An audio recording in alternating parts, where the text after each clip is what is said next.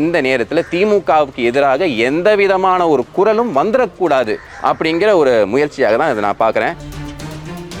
சவுக்கு சங்கருக்கு மேலே நமக்கு என்ன பெரிய பாசமாக இதாக எதுவுமே கிடையாது. இன்ஃபேக்ட் அவர் பல பேருக்கு கொஞ்சம் பிரச்சனை தான் பண்ணியிருக்கார்.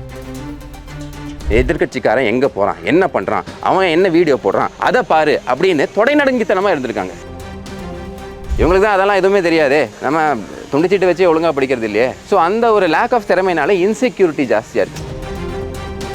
அன்பார்ந்த பத்திரிகையாளர் நண்பர்களுக்கு இந்த வேலையில் எங்கள் வணக்கத்தையும் நன்றியும் தெரிவித்துக் கொள்ள விரும்புகிறோம். காரணம் என்னென்னா, இத்தனை நேரம் வெயிட் பண்ணி எலெக்ஷன் சீசனில் பல விஷயங்கள் கவர் பண்ணாலும் நாங்கள் ஒரு சிக்னிஃபிகண்ட்டான ப்ராப்ளம் அவங்க முன்னாடி கொண்டு வரலாம் அப்படிங்கிறதுக்காக தான் உங்களை இந்த நேரத்தில் வர வச்சுருக்கோம்.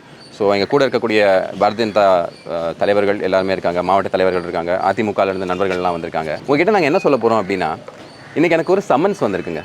சம்மன்ஸ் எதுக்கு அமைச்சிருக்காங்க அப்படின்னா 377/2025 ஒரு கேஸ். இந்த கேஸ் யார் ரிலேட்டட்னா சவுக்கு சங்கர் அப்படிங்கிற ஒரு நபர். அந்த நபர் ரிலேட்டடான ஒரு கேஸுக்கு எங்களுக்கு சம்மன்ஸ் அமைச்சிருக்காங்க. அப்போ இந்த கேஸ் போன வருஷம் செப்டம்பரில், அதாவது 2/7/2025 போன வருஷம் செப்டம்பரில் இருக்கக்கூடிய ஒரு கேஸு. இப்போ இந்த நேரத்தில் நமக்கு ஏன் இந்த சம்மன்ஸ் அமைச்சிருக்காங்க அப்படிங்கிற ஒரு கேள்வி எழும். அங்கே தான் பல செய்திகளை உங்கள் வாயிலாக மக்கள்கிட்ட கொண்டு போய் சேர்க்க விரும்பும். ஸோ இந்த சம்மன் யாருக்கு அமைச்சிருக்காங்க அப்படின்னா, நிறைய யூடியூப் சேனல்ஸ், இந்த மிஸ்டர் சவுக்கு சங்கரோட வீடியோ போட்ட யூடியூப் சேனல்ஸ்க்கெல்லாம் இந்த சம்மன் அமைச்சிருக்காங்க. இந்த கேஸில் அவர் ஒரு இன்டரிம் பெயில், அதாவது பிணையில் வெளியே இருக்கார். தற்காலிகமாக அவருக்கு பிணை கொடுக்கப்பட்டிருக்கு, சில கண்டிஷன்ஸ் கொடுக்கப்பட்டிருக்கு. ஸோ அந்த கண்டிஷன்ஸை அவர் ஃபாலோ பண்ணுறாரா இல்லையாங்கிறத பார்க்க வேண்டியது எங்களோட கடமை கிடையாது. அவர் பிணையில் இருக்கார். ஸோ அவரோட வீடியோஸை எடுத்து போட்டதுனால இப்போ எங்களுக்கு சம்மன்ஸ் அனுப்பப்பட்டிருக்கு. ஸோ இதற்கு பின்னாடி இருக்கக்கூடிய அரசியலை நம்ம கொஞ்சம் பார்த்துக்கணுங்க. அதாவது தமிழ்நாட்டில் முக்கியமாக வைக்கப்படக்கூடிய குற்றச்சாட்டு என்ன அப்படின்னா, மீடியாவை ஃபுல் கண்ட்ரோலில் வச்சுட்டு, மெயின் ஸ்ட்ரீம் மீடியாவை பணபலம் இல்லைனா அவங்களோட மசில் பவர், அப்புறமா அவங்களோட யூஷுவல் டாக்டிக்ஸ் யூஸ் பண்ணி எப்பவுமே கண்ட்ரோலில் வச்சுருக்கக்கூடிய இந்த திமுகவுக்கு ஒரு பயம் வர ஆரம்பிச்சிருச்சு. ஏன்டா இவ்வளோ கண்ட்ரோல் பண்ணி வச்சுருக்கோம், இதை தாண்டியும் நம்ம பண்ணக்கூடிய இந்த அவளை ஆட்சி மக்களுக்கு போய் சேருது, எல்லா ரேப் நியூஸும் ரிப்போர்ட் பண்ணுறாங்களே, செக்ஷுவல் அலிகேஷன்ஸ் எல்லாம் இவ்வளோ இருக்கே, திமுக காரன் எல்லா இடத்துலையும் மாட்டுறானே, அப்போ என்ன பண்ணுறது, யார் இதை ஆம்பிளிஃபை பண்ணுறா அப்படின்னு நான் பார்த்தா இந்த சோஷியல் மீடியா தாங்க. இப்போ இன்றைக்கி எல்லாருமே இங்கே இருக்கக்கூடிய அத்தனை பத்திரிகையாளர்கள் ஹார்ட் ஒர்க்கிங் பத்திரிகையாளர்கள் இருக்காங்க. அங்கே ஒரு மெயின் ஸ்ட்ரீம் மீடியாவில் சேர முடியாத பல பேர் என்ன பண்ணுறாங்க அப்படின்னா, ஒரு யூடியூப் சேனல் ஸ்டார்ட் பண்ணுறாங்க. அப்போ இந்த யூடியூப் சேனல்லாம் என்ன பண்ணுறாங்க அப்படின்னா, எல்லா தரப்பு இருக்கக்கூடிய அந்த பொலிட்டிக்கல் கிரிட்டிசிசம் இருக்குது பார்த்தீங்களா, அரசாங்கத்தை பார்த்து கிரிட்டிசைஸ் பண்ணணும். அப்படி இருக்கக்கூடிய ஒரு மீடியா இருந்தால் மட்டும்தான் இங்கே இந்த ஜனநாயகம் ஒழுங்காக இருக்க முடியும். ஸோ அந்த விஷயங்கள் எல்லாத்தையும் எடுத்து போடுறாங்க. சவுக்கு சங்கருக்கு மேலே நமக்கு என்ன பெரிய பாசமாக இதாக எதுவுமே கிடையாது. இன்ஃபேக்ட் அவர் பல பேருக்கு கொஞ்சம் பிரச்சனை தான் பண்ணியிருக்கார். பட் அதையும் தாண்டி ஒரு இண்டிவிஜுவல் மனுஷனை ஒரு ஸ்டேட்டு பல காரணங்கள் சொல்லி, இப்போ இந்த கேஸில் என்ன சொல்கிறாங்க அப்படின்னு பார்த்தீங்கன்னா, ஒரு ப்ரொடியூசருக்கும் இவருக்கும் ஏதோ கொடுக்கல் வாங்கல் பிரச்சனை இருக்குது, அப்போ அந்த கேஸை நாங்கள் இன்வெஸ்டிகேட் பண்ணுறோம் அப்படின்னு போன வருஷம் 7ஆம் மாதம் ரெஜிஸ்டர் ஆன கேஸை இப்போ இந்த வீடியோ வெளியே வந்ததுனால எங்களை எல்லாம் கூப்பிட்றாங்க. இதை ப்ரிடாமினெண்ட்டாக நான் வந்திருக்கேன். நான் என்ன சொன்னேன் அப்படின்னா, இந்த வீடியோ என்னால் எடுக்க முடியாது, இந்த வீடியோவை இதோட சோர்ஸும் அவங்க கேட்டாங்க, ஏன்னா நாங்கள் ட்ரேஸ் பண்ணி அவரை போனோம் அப்படின்னு. ஸோ இதில் நீங்கள் கிளியராக புரிஞ்சுக்கலாம் இது எதுக்கு பண்ணப்படுது அப்படின்னா, யாரும் இந்த அரசாங்கத்துக்கு எதிராக பேசிடக்கூடாது. அப்படியே அரசாங்கத்துக்கு எதிராக பேசி அந்த கருத்துக்களை நீங்கள் கொண்டு போய் போட்டீங்க அப்படின்னா, உங்களை நாங்கள் சம்மன்ஸ் கொடுத்து வெயிலில் நிற்க வச்சு உங்களையும் நாங்கள் ஒரு பிரச்சனைக்குள்ளாக்குவோம், பொருளாதார ரீதியாக உங்களை முடக்க முயற்சி பண்ணுவோம் அப்படிங்கிற indirect threat of the state. So ஒரு அரசாங்கம்ங்கிறது சட்டத்தை சொல்லியிருக்காங்கன்னா, எந்த விஷயத்தை நீங்கள் டைரெக்டாக பண்ண முடியாதோ அதை இன்டைரக்டாகவும் பண்ண முடியாது. ஸோ இப்போ சவுக்கு சங்கரை நீங்கள் முடக்கணும் அப்படின்னா, இந்த மாதிரி சேனல் எல்லாத்தையும் வச்சு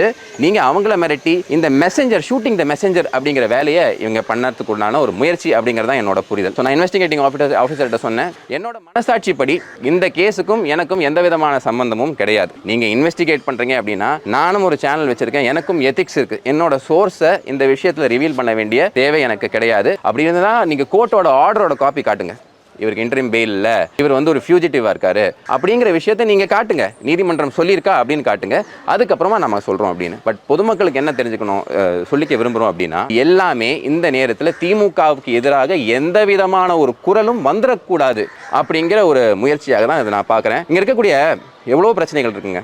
அதாவது நீங்கள் பார்த்தீங்க அப்படின்னா, டவுன் சவுத்தில் நீங்கள் போனாலும் சரி, இங்கே வந்தாலும் சரி, விளாத்திக்குளத்தில் நடந்த அந்த கொடுமை உங்களுக்கு தெரியும். ஒரு சின்ன பெண் வெட்டி கொண்டிருக்காங்க. திருவள்ளூரில் இப்போ ரீசெண்டாக அந்த மாதிரி சம்பவம். கஞ்சா போதையில் என்ன பண்ணுறாங்க பசங்கன்னு தெரியல. 6லேருந்து 60 வரை எந்த வயசாக இருந்தாலும் சரி, எந்த பெண்மணியும் இங்கே சேஃப் கிடையாது. அப்போ இதில் எல்லாத்துலேயும் இந்த போலீஸோட எனர்ஜியை போட்டு அதற்குண்டான விஷயங்களை பண்ணுவாங்களா, அதை விட்டுட்டு ஏதோ ஒரு ப்ரொடியூசருக்கு நான் ஒரு கேள்வி உங்கள்கிட்ட கேட்குறேன், நீங்களே யோசிச்சு பாருங்கள். போலீஸ் சொல்லக்கூடிய விஷயங்கள்லாம் ஒரு சைடு இருக்கட்டும், நீங்கள் யோசிச்சு பாருங்கள். அதாவது ஒரு ப்ரொடியூசர் கிட்ட இருந்து ஏதோ ஒரு தகராறான சவுக்கு சங்கர், அதுக்கு வேண்டி போலீஸ் இவ்வளோ தீவிரமாக இங்கே இருக்கக்கூடிய எல்லா முக்கியமான யூடியூப் சேனல்ஸையும் கூப்பிட்டு சமன் பண்ணி உட்கார வச்சு பேச வேண்டிய தேவை என்ன? அதுவும் மாடல் கோட் ஆஃப் கான்டக்ட் இருக்கும்போது. அப்போ அவங்க சொல்கிறாங்க மாடல் கோட் ஆஃப் கான்டக்ட்னா நாங்கள் நியூட்ரலாக தான் நடந்துக்கணும், இந்த கேஸ் பழைய கேஸ் நாங்கள் ஏன் இன்வெஸ்டிகேட் பண்ணக்கூடாது? அங்கே தான் சொல்ல வரேன். இதுக்கு பின்னாடி ஒரு அரசியல் இருக்குது. என்ன இவங்க பண்ணுறாங்க அப்படின்னா, நான் அந்த கேஸை இன்வெஸ்டிகேட் பண்ணுறேன் அப்படிங்கிற பேரில் யாரெல்லாம் இந்த திமுகவுக்கு எதிராக இருக்கக்கூடிய ஒரு கிரிட்டிசிசத்தை வலுவாக வைக்கிறாங்களோ, இல்லை இந்த மாதிரி சவுண்டான வாய்ஸஸை ஆம்பிளிஃபை பண்ணுறாங்களோ, அவங்கள முடக்கிறதுக்கு உண்டான விஷயங்களை பண்ணிட்டு இருக்காங்க. ஸோ இந்த பத்திரிகையாளர் சந்திப்பின் வாயிலாக நான் இங்கே இருக்கக்கூடிய அரசியல் தலைவர்கள்கிட்டையும் ஒரு பெரிய ரிக்வெஸ்ட் வச்சுக்க விரும்புகிறேன். திரு இபிஎஸ் அவர்களுக்கு முதல்ல இந்த ரிக்வெஸ்ட்டை வச்சுக்க விரும்புகிறேன். காரணம் என்னென்னா, புரட்சி தலைவர் அவர் வந்துட்டு உலகம் சுற்றும் வாலிபன் ரிலீஸ் ஆகும்போது அவருக்கு இதே மாதிரி தான் திமுக பல குடைச்சல்களை கொடுத்துச்சு, பயங்கரமான குடைச்சல்களை கொடுத்துச்சு. அவர் என்ன பண்ணுவார்னா, அந்த ஜேம்ஸ் பாண்ட் படத்தில் வர மாதிரி 5-6 ரீல அப்படி அமுச்சு விட்டு அதுக்கப்புறமா தியேட்டரில் கொண்டு போய் போடுவார். போலீஸ் எல்லாம் வேர்பல் ஆர்டர்ஸ் கொடுக்கப்பட்டுச்சாங்க, என்ன நடந்தாலும் கண்டுக்காதீங்கன்னு. ஏன்னா இவரோட புகழ் வெளில வந்திருக்கக்கூடாது, இவர் செய்யக்கூடிய அந்த நல்ல விஷயங்கள் வெளியே வந்திருக்கூடாது. ஸோ திமுக இது காலமாக பண்ணிட்டு இருக்கு. இன்னைக்கு இது வந்துட்டு ஒரு அடுத்த லெவலுக்கு கொண்டு போயிருக்காங்க திமுக அப்படிங்கிறது தான் எங்களோட ஒரு புரிதல். Taken this to the next level. காரணம் என்னன்னா, ஆன்டி இன்கம்பன்சி பீக்ல இருக்கு. பீக்ல இருக்கும்போது சில இடத்துல காசு கொடுத்து, சில இடத்துல மசில் யூஸ் பண்ணி, சில இடத்துல டிஐபிஆரை யூஸ் பண்ணி பல சேனல்ஸ் அவங்களால வாங்க முடியுது. ஆனால் அதையும் தாண்டி பல நேர்மையான பத்திரிகையாளர்கள் உண்மையை சொல்கிறாங்க, அதையும் தாண்டி இந்த யூடியூப்ல இருக்கவங்கலாம் பேசி போடுறாங்க அப்படிங்கிற ஒரு பயம் இவங்களுக்கு ஹெவியாக இருக்குது. ஸோ ஆகையினால இபிஎஸ் அவர்கள் இதை கண்டிக்க வேண்டும். அது மட்டும் இல்லாமல் மாண்புமிகு நயனா நாகேந்திரன் அவர்கள், திரு அண்ணாமலை அவர்கள் ஏற்கனவே திரு சவுக்கு சங்கர் அவர்கள் எவ்வளோ இந்த அரசியல்வாதிகளுக்கு எகென்ஸ்டாக பேசினாலும், அண்ணாமலைக்கு எகென்ஸ்டாக பேசினாலும், உள்ளே போகும்போது ஒரு மேன் வெர்சஸ் த ஸ்டேட். இந்த நிலைமை யாருக்கும் வரலாம், மைக் பிடிச்சிருக்க உங்களுக்கும் வரலாம், எனக்கும் வரலாம், யாருக்கு வேணா வரலாம். இந்த மாதிரி ஒரு பிரச்சனை வரும்போது ஸ்டேட்டுக்கு அகேன்ஸ்டாக இந்த மாதிரி ஆக்ஷன் இன்டைரக்டாக எடுக்கும்போது நாம கூட நிற்கணும். இல்லைன்னா நாளைக்கு என்ன ஆகும் அப்படின்னா, இதை விட ஒரு பெரிய அநீதி நம்மளுக்கு நடக்கிறதுக்கு உண்டான வாய்ப்பு இருக்குது. அதனால தான் இந்த சமன்ஸில் இருக்கக்கூடிய பிரச்சனைகளை நான் உங்ககிட்ட கொண்டு வரேன். மற்றபடி இந்த சவுக்கு சங்கருக்கும் நமக்கும் என்ன சம்மந்தமும் கிடையவே கிடையாது. அவர் இன்ஃபேக்ட் நமக்கு பிரச்சனை உண்டாக்கியிருக்காரே தவிர பெருசாக எதுவும் நல்லது பண்ணதில்லை. அதே மாதிரி பல பேருக்கும் பண்ணியிருக்காங்க. பட் இந்த தருணத்தில் ஆர்டிகல் 19 ஆஃப் த கான்ஸ்டியூஷன் தான் ரொம்ப முக்கியம். சமன்ஸுங்கிறது என்ன தெரியுமா சார்? இப்போ நீங்கள் கேட்பீங்க, சார் ஒரு சமன்ஸ்க்கு வேண்டி இவ்வளோ பெரிய ப்ரெஸ் மீட்டா அப்படின்னு. சமன்ஸுங்கிறத பற்றி சுப்ரீம் கோர்ட் என்ன சொல்லியிருக்கு அப்படின்னா, அதாவது summons is a very serious legal document. It has to be served with proper application of mind and not as a routine procedure. சும்மா ஏதோ ஒரு ரொட்டீன் ப்ரொசீஜருக்கு நீங்கள் சமன்ஸை சர்வ் பண்ணக்கூடாது. ரொம்ப ஸ்ட்ராங்காக இருந்தது. ஏன்னா என்னோட டைம் இப்போ வேஸ்ட் ஆகுது, இத்தனை பேரோட டைம் வேஸ்ட் ஆகுது. ஸோ ஆகையினால நீங்கள் அது பண்ணும்போது அதுக்கு ப்ராப்பர் அப்ளிகேஷன் ஆஃப் மைண்டாக இருக்கணும். அது மெஜிஸ்ட்ரேட்டாக இருந்தாலும் சரி, எக்ஸிக்யூட்டிவாக இருந்தாலும் சரி. பல கேஸில் என்ன இருக்குது அப்படின்னு பார்த்தீங்கன்னா, இந்த பத்திரிகை சுதந்திரத்தை முடக்கக்கூடாது, கருத்து சுதந்திரத்தை முடக்கக்கூடாது சுப்ரீம் கோர்ட் கிளியராக சொல்லியிருக்கு. இப்போ நான் ஒரு கேஸ் சொல்கிறேன், Rajnarayan versus state of UP. அதே மாதிரி இங்கே இருக்கக்கூடிய திரு நக்கீரன் கோபால் அவர்களோட கேஸு. இந்த மாதிரி கேஸ்ல எல்லாம் கிளியராக சொல்லியிருக்கு, அடிப்படை உரிமை இந்த கருத்து சுதந்திரம். ஸோ அந்த குறவழியை நசக்கக்கூடிய வேலையை இவங்க பண்ணிக்கிட்டு இருக்காங்க. இது ரொம்பவே தவறானது. இங்கே இருக்கக்கூடிய போலீஸ் அதிகாரிகள், போலீஸ் மொராலுங்கிறது ரொம்ப முக்கியங்க. இவ்வளோ சட்ட பிரச்சனை வர்றதுக்கு காரணம் என்னென்னா, போலீஸை ஒரு பொலிட்டிக்கல் ஃபோர்ஸாக மாற்றி வச்சுருக்காங்க. அத்தனை திறமையான அதிகாரிகள் இருக்காங்க, அத்தனை பேர் இங்கே வந்து திறமையாக இருக்காங்க, அவங்களுக்கு ஒரு நல்ல எண்ணம் இருக்குது. ஆனால் என்ன பிரச்சனை, பேனர் மண்டையில் விழுது, பொன் குழந்தைங்க மண்டையில் விழுது, இந்த மாதிரி கஞ்சா தலைக்கு ஏறி வீடுக்கு வீடு ஓடி போய் அடிக்கிறான். அதையெல்லாம் போய் பார்த்தா லிங்க் எங்கே இருக்குது அப்படின்னு பார்த்தீங்கன்னா திமுக காரண்ட் இருக்குது. அப்புறம் போய் அவங்க எப்படி கேட்க முடியும்? So political control over the police force ரொம்ப ஹெவியாக இருக்குது இந்த இடத்துல. ஆகினால அவங்களால எஃபிஷியண்ட்டாகவே செயல்பட முடியல. எல்லா டைமும் என்ன பண்ணுறாங்க அப்படின்னா, பொலிட்டிக்கல் இன்டெலிஜென்ஸ், எதிர்கட்சிக்காரன் எங்கே போகிறான், என்ன பண்ணுறான், அவன் என்ன வீடியோ போடுறான், அதை பாரு அப்படின்னு தொடைநடுங்கித்தனமாக இருந்திருக்காங்க. இதுக்கு முன்னாடி இருந்த அரசாங்கம், இபிஎஸ் அவர்கள், நீங்கள் பார்த்துருப்பீங்க, பத்திரிகையாளர் நீங்கள்லாம் இருக்கீங்க, உங்களுக்கு தெரியும், என்னென்னமோ அவரை பற்றி பேசின்னு பேசிகிட்டு இருப்பாங்க. எவ்வளவோ ப்ரொட்டஸ்ட் ஆகுனா, அந்த கையில் ஒரு தப்பு எடுத்து தாடு எடுத்து இங்கே அடிச்சுக்கிட்டு அப்படியே ஆடிக்கிட்டு இருப்பாங்க. ஐயோ தமிழ்நாடு இப்படி ஆயிடுச்சேன்னு. இன்னைக்கு என்ன நிலைமையில இருக்கு? யார் எந்த போராளியும் வரல. அவங்களோட அந்த நெக்ஸஸ் பாருங்க, அந்த போராளிகளும் வரல, அதே மாதிரி அதை எடுத்து பேசக்கூடிய இன்ஃப்ளூயன்சர்ஸும் வரல. இப்போ சோஷியல் மீடியா இவ்வளோ கேட்குறாங்களே, நான் ஒரு கேள்வி கேட்குறேன் சார். இத்தனை பேர் இருக்கீங்க, நீங்கள் எல்லாம் பார்த்துருப்பீங்க, ஒரு பெரிய இன்ஃப்ளூயன்சர் சாப்பிட்டுக்கிட்டே இருப்பார், ஃபுட் இன்ஃப்ளூயன்சர் சாப்பிட்டுக்கிட்டே இருப்பார். அவர் பண்ணக்கூடிய தப்பு ஜெண்டர் ரிவீலிங். சட்டம் என்ன சொல்லுதுன்னா, உங்கள் குழந்தையோட அந்த பாலினத்தை சொல்லக்கூடாது, தெரியக்கூடாது அப்படின்னு. ஆனால் அதை வந்து ஓப்பனாக ரிவீல் பண்ணுற அப்படி. அப்போ அவருக்கு அகேன்ஸ்டாக என்ன ஆக்ஷன் எடுத்தீங்க? எதுவுமே எடுக்கல. ஏன் எடுக்கல? ஏன்னா அவர் வந்துட்டு ஃபர்ஸ்ட் ஃபேமிலிக்கு க்ளோஸாக இருக்கார். அதே மாதிரி இன்னொரு 2 பேர் உட்காந்துருப்பாங்க, 2 பேரும் பேசிக்கிட்டே இருப்பாங்க, பிளிப்போ என்னமோ ஒன்று, கெட்ட வார்த்தையாக தான் பேசியிருப்பாங்க. ஒரு ஆக்ஷன் எடுத்துருக்கீங்களா இது வரைக்கும்? ஏன்? அவங்கெல்லாம் இந்த நட்பு வட்டாரத்தில், திமுக நட்பு வட்டாரத்தில் இருக்காங்க.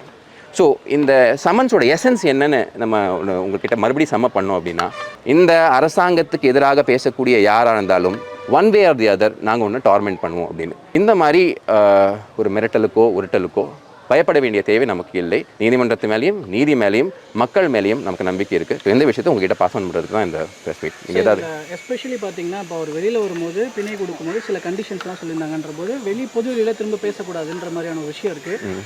அதை மீறி சவுக்கு சங்கர் பண்ணியிருக்கிறார். இப்போ அதை வீடியோ போடுறதுனால உங்களுக்கு இந்த பிரச்சனைகள் வருதுன்ற அந்த மாதிரி ஏதாவது உண்மைதான். இப்போ இதே எக்ஸாக்ட் விஷயம் தான் சொன்னாங்க. அதாவது ஒரு கண்டிஷன் இருக்குது, அந்த கண்டிஷனை வயலேட் பண்ணிட்டாரு, அதனால் வந்து நீங்கள் வீடியோ போடக்கூடாதுன்னா விட அந்த கண்டிஷன் வைலேட் ஆக்கியிருக்காங்க. ஸோ நாங்கள் அவருக்கு பின்னாடி போகிறோம். நல்லா புரிஞ்சுக்கோங்க, பொதுமக்களின் புரிதலுக்கு வேண்டிய சொல்கிறேன். கண்டிஷனை இவங்க வைலேட் பண்ணாங்கன்னு வச்சுக்கோங்க. இவர் கண்டிஷனை வைலேட் பண்ணுறாரு, ஆகையினால பெயிலை கேன்சல் பண்ணுங்கன்னு போய் நீதிமன்றத்தில் சொல்லி உத்தரவு வாங்கிட்டு அவங்க வரணும். அதுக்கப்புறமா நாம் வந்து அந்த மாதிரி ஒரு ஃபியூஜிட்டிவ்க்கு ஹெல்ப் பண்ணோன்னா அது தவறு. அந்த மாதிரி ஒரு ஆர்டர் வரல. நான் கேட்டேன் அந்த மாதிரி இருக்கான்னு. இல்லை ஆர்டர் ரிசர்வ் பண்ணப்பட்டிருக்கு. அப்போ ஆர்டரை காட்டுங்க. அதுக்கு முன்னாடி எதுக்கு இந்த தீவிரத்தை காட்டுறீங்க? எத்தனையோ கேஸில் காட்டாத தீவிரத்தை நான் என்ன சொல்கிறேன், வேங்கை வயலில் அத்தனை நாளாக சும்மா இருந்திருக்காங்க, எதுவுமே கண்டுபிடிக்க முடியல. ஆனால் இங்கே என்ன இவ்வளோ தீவிரம்? Pudding so much energy into this. So அதுதான் இது அரசியல்னு சொல்ல வரேன். அது மாடல் காண்ட் ஆஃப் கண்டக்ட் இருக்கும்போது அவங்க சும்மா சொல்லிக்கலாம் இந்த கேஸை, but you are going after a political opponent. இதுதான் இருக்கு முன்னாடி இது உள்ளே இருக்கக்கூடிய விஷயங்க பிரதர். இதை வந்து நீங்கள் வந்து டைரெக்டாக புரிஞ்சுக்கணும் அப்படின்னா நீங்கள் இந்த விஷயங்கள் எல்லாத்தையும் ஃபாலோ பண்ணினாலே உங்களுக்கு தெரியும். ஆஹா இதுக்கு தான் அதுவா, இங்கே சுவிட்ச் போட்டு அங்கே பல்ப் எரியும் அப்படிங்கிறது தான் ஐடியா. ஸோ இது வரைக்கும் போட்ட வீடியோக்களை எடுத்தாகணும் அப்படிங்கிற அந்த கட்டாயம் எனக்கு கொடுக்கப்படலை. பட் பல பேர் இந்த யூடியூப் சேனல்ஸில் வந்துட்டு சமன் பண்ணியிருக்காங்க பார்த்தீங்களா, அதில் பல பேர் எதுக்கு நமக்கு வம்பு அப்படின்னு சொல்லிட்டு அவங்க எடுத்துட்டாங்க. பட் தார்மீக அடிப்படையில் அதை நான் பண்ண விரும்பல. இது அடுத்த கட்டமாக என்ன சார் பண்ண போகிறீங்க? ஸோ இப்போ வந்துட்டு நான் வந்து என்கிட்ட சொன்னாங்க, நாங்கள் வந்து உங்களோட சோர்ஸ் யார் உங்களுக்கு வீடியோ கொடுக்குறாங்க அப்படின்னு நாங்கள் தெரிஞ்சுக்க விரும்புகிறோம். நான் என்ன சொன்னேன் அப்படின்னா, சவுக்கு சங்கர் எனக்கு வீடியோ கொடுக்கல, எனக்கும் அந்த ஆளுக்கும் எந்த சம்மந்தமும் கிடையாது. பட் இருந்தாலும் இந்த ஆளை வந்துட்டு விச் ஹண்ட் பண்ணுறாங்க, பொலிட்டிக்கலாக அவரை வந்து அரசியல் ரீதியாக துன்புறுத்துக்கிறதுக்கான முயற்சி நடக்குது. அப்போ ஒரு இண்டிவிஜுவலாக ஒரு அரசியல்வாதியாக பத்திரிகை துறையை ஒரு ஐபி நியூஸ்னு ஒரு சேனலை வச்சுட்டு எனக்கு தெரிஞ்ச அளவுக்கு நடத்துகிற ஒரு நபராக என் மனசாட்சி அந்த மாதிரி விஷயம் பண்ணுறதுக்கு இடம் கொடுக்கல சார்.